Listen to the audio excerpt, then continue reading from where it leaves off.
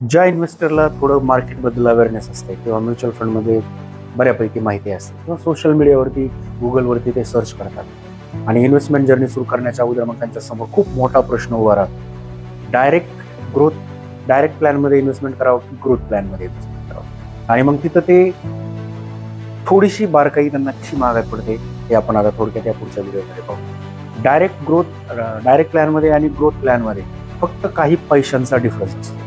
Mutual फंडची जी NAV असते ती काही पैशामध्ये डिफरन्स असते. काही फंडच्या एनएव्हीमध्ये 10-20 पैसे किंवा मॅक्स 50 पैशाचा डिफरन्स असतो. परंतु डायरेक्ट प्लॅनमध्ये ज्यावेळेस तुम्ही इन्व्हेस्टमेंट करता त्यावेळेस तुम्हाला सपोर्ट करणारा, गाईड करणारा, त्या फंडबद्दल technical knowledge, detail review report वेळोवेळी प्रोव्हाइड करणारा तुम्हाला कोणीही नसतं. आणि जर ग्रोथ प्लॅनमधून जर तुम्ही इन्व्हेस्टमेंट जर्नी सुरू केली तर तुम्हाला एक तुमचा हक्काचा ॲडवायझर मिळतो, ज्याच्यासोबत तुम्ही वेळोवेळी चर्चा करू शकता. तुमचा पोर्टफोलिओ विदाऊट एनी कॉस्ट फ्रीमध्ये रिव्ह्यू करून मिळू शकतात. याचबरोबर तुम्हाला म्युच्युअल फंड एएमसीच्या जे काही CEO आहे, त्याचबरोबर फंड मॅनेजर आहे, यांच्या ज्या अपडेट्स आहेत या तुम्हाला वेळोवेळी ॲडवायझर मार्फत मिळतात. एखाद्या फंडच्या technical knowledge, for example quartile ranking, rolling returns, हे ज्या गोष्टी आहेत ते तुम्हाला डायरेक्ट प्लॅनमध्ये कुणीही सांगत नाही, किंवा I am sure that direct प्लॅनमध्ये गुंतवणूक करणाऱ्या कस्टमरला क्वार्टाईल रँकिंग आणि रोलिंग रिटर्न हे नक्कीच माहीत नसणार आहे. या ज्या टेक्निकल गोष्टी आहेत याची डिटेलिंग तुम्हाला कुणीही देणार नाही.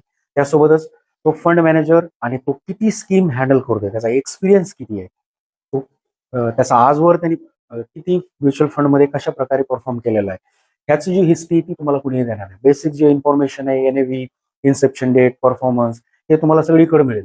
पण हे जे टेक्निकल नॉलेज आहे हे टेक्निकल नॉलेज तुम्हाला केवळ एका ॲडवायझर मार्फतच मिळू शकतं. त्याच्यामुळं चॉईस इज युअर्स. काही पैशांच्या बदल्यात जर तुम्हाला तुमचा पोर्टफोलिओ फ्रीमध्ये रिव्ह्यू करून टेक्निकली सर्व नॉलेज तुम्हाला as per your risk profile provide केलं जात असेल आणि त्याच्यासाठी कुठल्याही प्रकारचा एक्स्ट्रा चार्ज घेतला जात नसेल तर तुमच्यासाठी ग्रोथ प्लॅन हा बेस्ट आहे.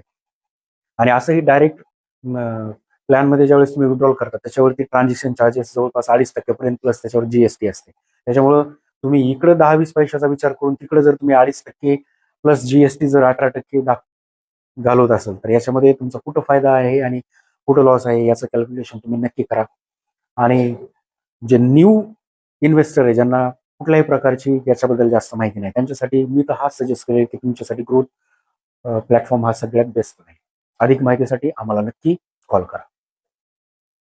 Mutual fund investments are subject to market risks. Read all scheme related documents carefully.